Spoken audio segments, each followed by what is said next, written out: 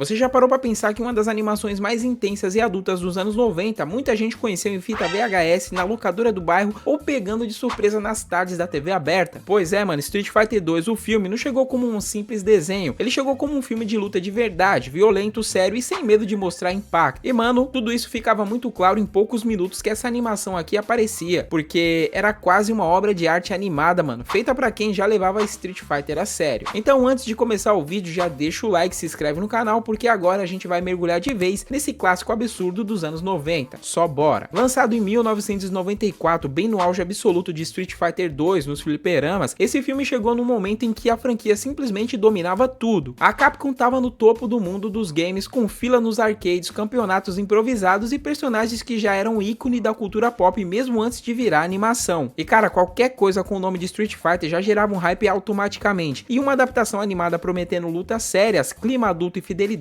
aos jogos criou uma expectativa altíssima. Aqui não era só mais um desenho licenciado não, mano, era a chance de ver Street Fighter tratado com o respeito que os fãs sempre quiseram ver. E apesar de muita gente ter assistido ainda jovem, essa obra foi pensada desde o início como uma classificação mais madura, bem diferente do padrão das animações baseadas em games daquela época, porque o filme não esconde o impacto das lutas não, mano, tem sangue, tem violência mais realista, personagens feridos, mortes explícitas e consequências reais para cada confronto. E assim, nada de soco sem peso ou vilão levantando no episódio seguinte como se nada tivesse acontecido. A parada aqui quebra completamente a ideia de desenho para criança e aproxima muito mais o filme de um anime adulto, daqueles que você alugava na locadora sem saber direito o que tava levando. Quer dizer, sabia, né, mano? Era Street Fighter, né, pô? E aqui a história assume um tom global e muito mais sério do que qualquer adaptação anterior da franquia. Bison e a Shadaloo não eram só vilões de torneio, eles eram tratados como uma ameaça mundial, uma organização criminosa com influência política, militar e tecnológica também, capaz de destabilizar países inteiros, ou seja, praticamente o mundo. Do outro lado temos a Interpol, ela surge como uma força central tentando rastrear ali, recrutar ou até neutralizar os lutadores mais fortes da Shadaloo. E claro, a Shadaloo também tinha um plano, que era recrutar ali pelo menos os mais fortes dos Street Fighters, né, todos os lutadores mais poderosos. E dentro desse caos o Ryu se torna o verdadeiro eixo emocional da história. Mais do que vencer lutas, ele enfrenta um conflito interno constante envolvendo poder, controle e identidade também. E aqui o Ryu não é um herói clássico daqueles cheio de confiança, frases de efeito e pose de vencedor não. Cada luta e cada momento de treinamento carregam esse peso, mano, deixando claro que ficar mais forte não é só uma escolha simples, é uma decisão que cobra um preço muito alto. E essa abordagem transforma o Ryu em muito mais do que apenas o protagonista da historinha, tá ligado? Ele vira o coração emocional de toda a base desse filme, reforçando o tom adulto, melancólico e surpreendentemente profundo na animação. Já o Ken, por outro lado, funciona como contraste direto do Ryu em praticamente todos os sentidos. Enquanto o Ryu é fechado, introspectivo e sempre contido, Ken é explosivo, confiante e muito mais impulsivo. Ele luta por prazer, por desafio e também por orgulho. Essa diferença deixa claro que eles trilharam caminhos distintos mesmo partindo do mesmo ponto, reforçando a ideia de que força não significa a mesma coisa pra todo mundo. Mas o grande diferencial aqui é que ninguém tá ali só pra lutar sem contexto, mano. Cada personagem carrega uma motivação clara, um passado e um motivo real pra tá ali envolvido naquela história. Claro, alguns personagens sim, né, mano? Mas no geral é bem isso aí que eu falei. A produção de Street Fighter 2 é totalmente japonesa e isso faz uma diferença absurda no resultado final. Dá pra sentir que o filme foi tratado como algo grande, importante, não só como um produto licenciado pra aproveitar o sucesso do jogo. O cuidado técnico e artístico coloca essa animação aqui num nível muito acima da média das adaptações daquela época. E olha, posso dizer que até e algumas aí da época de hoje, hein, mano? As lutas são bastante fluídas, extremamente bem coreografadas e principalmente passam peso nos golpes. Cada soco, cada chute, o especial, parece tudo tem um impacto real. Não é só aquela pancadaria exagerada e sem consequência não. Isso aqui deixa tudo muito mais intenso e muito mais crível dentro da proposta do filme. O visual é sério e cinematográfico, com enquadramentos que lembram um filme de ação e não desenho infantil. Câmera baixa, planos mais longos, cenas silenciosas e momentos de drama que realmente ficam muito bem. Às vezes o filme desacelera um pouquinho ali de propósito só para deixar o clima mais pesado, mais adulto, mais dramático. E talvez o ponto mais importante, não tem nada muito cartunesco, não existe caretas exageradas, piadinhas fora de hora ou efeitos coloridos para aliviar a tensão. O tom é constante, mano, firme e maduro do começo ao fim. Isso deixa claro que a intenção nunca foi falar com crianças, mas se entregar uma adaptação digna de um dos jogos de luta mais importantes de toda a história. E esse cuidado com a fidelidade ao jogo é um dos pilares que sustenta o filme até hoje, mano. Os golpes clássicos, os cenários icônicos e os personagens são representados de forma fiel, sem descaracterização ou exageros fora do tom da franquia. Cada luta aqui que parece pensada para que o fã reconheça imediatamente o que ele tá vendo. Isso faz com que cada personagem tenha espaço e propósito dentro de toda a narrativa, né? Não sendo apenas alguém que aparece para lutar e desaparecer em seguida. Ao mesmo tempo, a história consegue expandir o universo de Street Fighter de uma maneira bem inteligente, aprofundando relações e motivações que nos jogos ficavam bem assim sugeridas, digamos, né? Tudo isso é feito sem trair o material original, respeitando o que já existia e adicionando detalhes que de fato alimentam muito a experiência do filme. E é exatamente esse equilíbrio entre respeito e expansão que faz o filme ser lembrado até hoje como uma das melhores adaptações de videogame já produzidas. Mas claro, como toda obra na época do lançamento, o filme acabou cercado por polêmicas também, principalmente por causa do seu tom mais pesado, né? Para uma parte do público e principalmente para alguns pais ali e emissoras, a violência foi considerada excessiva demais, ainda mais por estar ligada a uma franquia famosa entre crianças e adolescentes, né? É até compreensível. E por causa disso, versões censuradas surgiram em alguns países também, com cortes e cenas mais violentas ou alterações que suavizaram o impacto da história. E isso criou experiências bem diferentes, dependendo de onde e como o filme foi assistido, né? Muita gente só teve contato com essas versões editadas, o que acabava diminuindo a qualidade e a intenção original da obra. Outro ponto que sempre gerou debate são as diferenças entre dublagens e trilhas sonoras também. Algumas versões internacionais trocaram música, alteraram tons de personagens e até mudaram a forma de como certas cenas funcionavam emocionalmente, mano. Para muitos fãs, a experiência completa só existia quando se assiste a versão mais fiel à original, que é a versão japonesa sem cortes. Ali o clima sério e adulto realmente se mantém do começo ao fim. Claro, hoje no YouTube é fácil encontrar, eu mesmo já vi e revi várias e várias vezes. O filme é realmente muito bom e até por isso que eu tô fazendo esse vídeo aqui, porque eu gosto muito da franquia e esse filme pra mim marcou uma época e é muito bom mesmo. Mas enfim,